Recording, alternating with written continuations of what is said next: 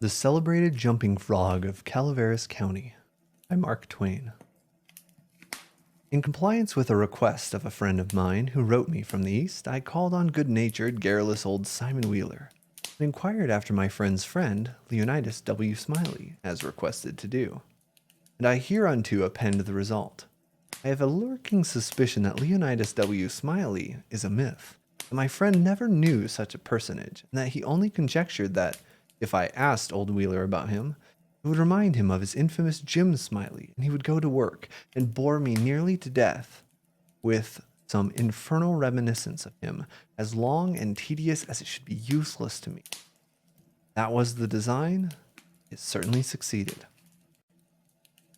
I found Simon Wheeler dozing comfortably by the barroom stove of the old dilapidated tavern in the ancient mining camp of Angels, and I noticed that he was fat and bald-headed, had an expression of winning gentleness and simplicity upon his tranquil countenance. He roused up and gave me good day. I told him a friend of mine had commissioned me to make some inquiries about a cherished companion of his boyhood named Leonidas W. Smiley, Reverend Leonidas W. Smiley, a young minister of the gospel, who he had heard was at one time a resident of Angels Camp. I added that if Mr. Wheeler could tell me anything about this Reverend Leon... name is so long. About this Reverend Leonidas W. Smiley, I would feel under many obligations to him.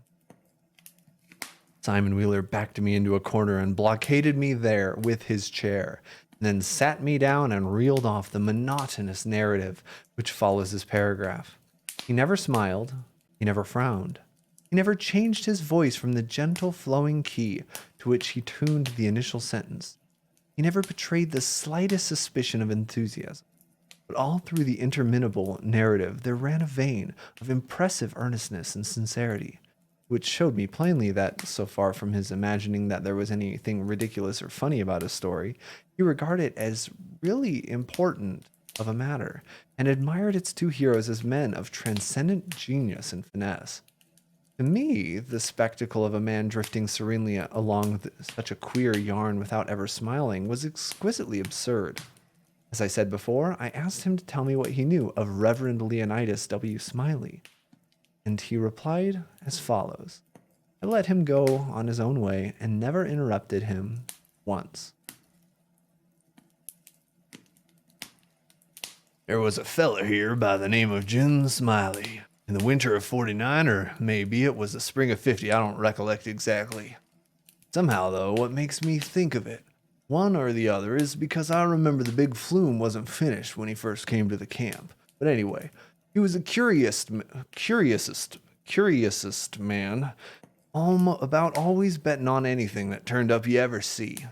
If he could get anybody to bet on the other side, and if he couldn't, he'd change sides.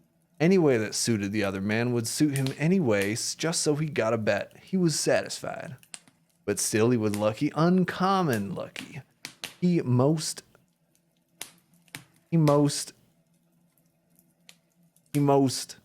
take any side you please, as I was just telling you. If there was a horse race, you'd find him flush, or you'd find him busted at the end of it. If there was a dog fight, he'd bet on it. If there was a cat fight, he'd bet on it. If there's a chicken fight, he'd bet on it. Why, if there was two birds sitting on a fence, he would bet you which one would fly first. Or if there was a camp meeting, he'd be there regular to bet on Parson Walker, which he judged to be the best exhorter about here. And so he was, too. A good man. If he even see a straddlebug start to go anywheres, he would bet you how long it would take him to get to wherever he was going to. And if you took him up, he'd follow that straddlebug to Mexico, but what he'd find out about what he was bound for and how long he was on the road. Lots of the boys here have seen that Smiley and can tell you about him. Why, it never made no difference to him. He would bet on anything the dangdest feller. Parson Walker's wife laid very sick once for a good while, and it seemed as if they weren't gonna save her. But one morning he came in. Smiley asked how she was. And he said she was considerable better, thank the Lord, for his infinite mercy, and coming on so smart that with the blessing of Providence, she'd get well yet. And Smiley, before he thought, says, well, I risk 2.5 that she don't anyway. This year, Smiley had a mare the boys called her a 15-minute nag, But that was only in fun, because of course she was faster than that and he used to win money on that horse. For all she was so slow and always had the asthma or the distemper or the consumption or some of that kind. They used to give her 200 or 300 yards and then pass it under their way. But always at the fag end of the race, she'd get excited and desperate like, and came cavorting and straddling up and scattering her legs around limber, sometimes in the air, and sometimes one to one side amongst the fences, and kicking up more dust and raising more racket with her coughing and sneezing and blowing her nose and always fetching up at the stand just about a neck ahead as near you could cipher it down. And he had a little small bull pup that to look at him you'd think he wans worth a cent, but to stick around and look ornery and lay for a chance to steal something. But as soon as the money was upon him, he was a different dog. His under jaw began to stick out like the forecastle of a steamboat, and his teeth would uncover and shine savage like the furnaces. And the dog might tackle him and bullyrag him and bite him and throw him over the shoulder 2 or 3 times. And Andrew Jackson, which was the name of the pup, Andrew Jackson would never let on. But what he was satisfied and hadn't expected nothing else. And the bets being doubled and doubled on the other side all the time till the money was all up. And then all of a sudden he'd grab that other dog just by the jint of his hind leg and freeze on it. Not chew, you understand, but only just grip and hang on till they thronged up the sponge. It was a year. Smiley always came out winner of that pup till he harnessed a dog once that didn't have no hind legs, because they'd been sawed off by a circular saw. And when the thing had gone along far enough and the money was all up, he'd come to make a snatch for his pet bull. He saw in a minute how he'd been imposed on and how the other dog had him in the door, so to speak, and he appeared surprised and then looked sort of discouraged like and didn't try no more to win the fight. So he got shucked out bad. He gave Smiley a look as much as to say his heart was broke, and it was his fault for putting up a dog that hadn't no hind legs for him to take bolts of, which was the main dependence of the fight. And then he limped off a piece and lay down and died. It was a good pup, was that Andrew Jackson, and would have made a name for himself if he'd lived, for the stuff was in him. He had genius, I know it, because he had no opportunity to speak of, and it don't stand to reason that a dog could make such a fight as he could under them circumstances. He had no talent. It always makes me feel sorry when I think of that last fight of his'n, the way it turned out. Well, this year Smiley had rat terriers and chicken cocks and tomcats and all them kinds of things that you couldn't rest and you couldn't fetch nothing for him to bet on he'd match you. He catched a frog one day, took him home, and said he collected to educate him. And so he never did nothing for 3 months back but set him in his backyard and learned that frog to jump. And you bet he did learn too. He gave him a little punch behind, and the next minute you see that frog whirling in the air like a donut. See them turn up one somerset, or maybe a couple if he got a good start. Came down flat-footed and all right, like a cat. He got him up and in the manner of catching flies and kept him in practice so constant that he'd nail a fly every time as far as he could see him. Smiley said a dog, Smiley didn't say nothing about no dog after that last one. Smiley said all a frog wanted was education, and he could do most anything, and I believe him. Why, I've seen him, Daniel Webster, down here on the floor. And on this floor, Daniel Webster was the name of the frog. Daniel Webster, the name of the frog, mind you. Sing out. He sang out, flies, Daniel, flies. And quicker than you could wink, he'd spring straight up and snake a fly off the counter there and flop down on the floor again as solid as a gob of mud to fall to screeching and scratching the side of his head with his hind foot as indifferent as if there hadn't been no idea he'd been doing any more than a frog might do. You never see a frog so modest and straightforward as he was, for all he was so gifted. When it came to fair and square jumping on a dead level, he could get over more ground at one straddle than any animal of his breed you ever see. Jumping on a dead level was his strong suit, you understand. And when it came to that, Smiley would ante up money on him and just as he ever had a red. Smiley was monsters proud of that frog, and well he might be, for fellers that had traveled and been everywhere all said he laid over any frog they ever seen. Well, Smiley kept the beast in a little lattice box, and he used to fetch him downtown sometimes and lay for a bet. One day a feller, a stranger in the camp, he would come across him with a box and says, "What might it be you've got in that box?" And Smiley says, sort of indifferent like, "It might be a parrot or might be a canary maybe, but it ain't, it's only a frog." And the feller took it and looking at it careful, turned it around this way and that. He says, "Huh, so it is.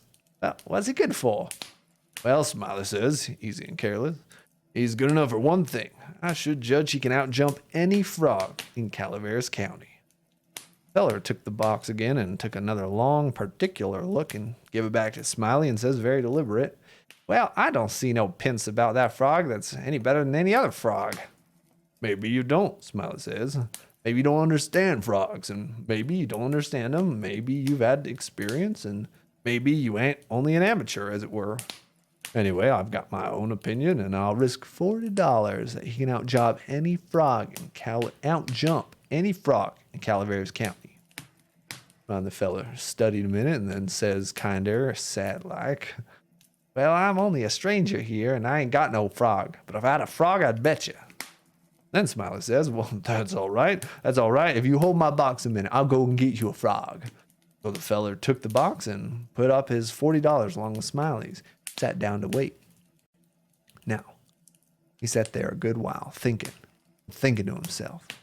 Then he got the frog out and prized his mouth open, took a teaspoon, and filled him full of quail shot, filled him pretty near up to his chin, and set him on the floor.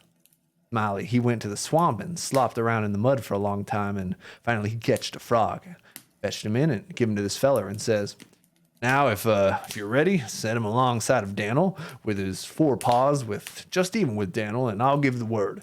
Then he says, "1, 2, 3, jump." And him and the feller touched up the frogs from behind, and the new frog hopped off. But Dan'l gave a heave and hissed it up his shoulders, so like a Frenchman, but it wasn't no use. He couldn't budge. He was planted as solid as an anvil, and he couldn't no more stir than if he was anchored out. Smiley was a good deal surprised, and he was disgusted too, but he didn't have no idea what the matter was, of course.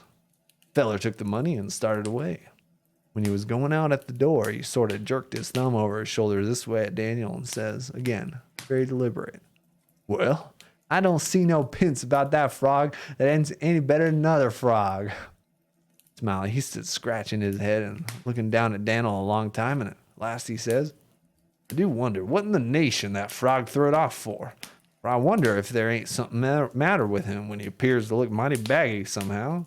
And he catched Daniel by the nape of the neck and lifted him up and said, "Why, blame my cats if he don't weigh 5 pounds. Turned him upside down and he belched out a double handful of shot. And he see how black it was. And he was the maddest man he ever shot the frog down and took out after that feller. But he never catched him." And here Simon Wheeler heard his name called from the front yard and got up to see what he wanted. And turning to me as he moved away, he said, "Just sit where you are, stranger, and rest easy. I ain't gonna be gone a sec." But by your leave, I did not think that a continuation of the history of the enterprising vagabond Jim Smiley would be likely to afford me such information concerning the Reverend Leonardus W. Smiley. So I started away. At the door, I met the sociable Wheeler returning, and he buttonholed me and recommenced. "Well, this year Smiley had a yeller one-eyed cow that didn't have no tail, only just a short stump like a banana. And oh, hang Smiley and his afflicted cow," I muttered good-naturedly, and bidding the old gentleman good day, I departed.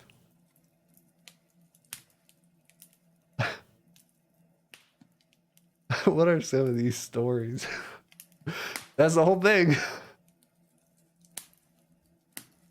What the heck? What? These aren't short. Oh my word. There's nothing to them. It's just like, well, this happened. Okay.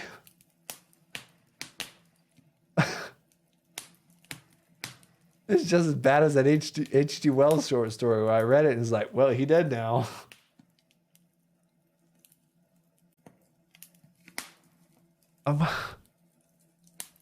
Mark Twain, I'm disappointed.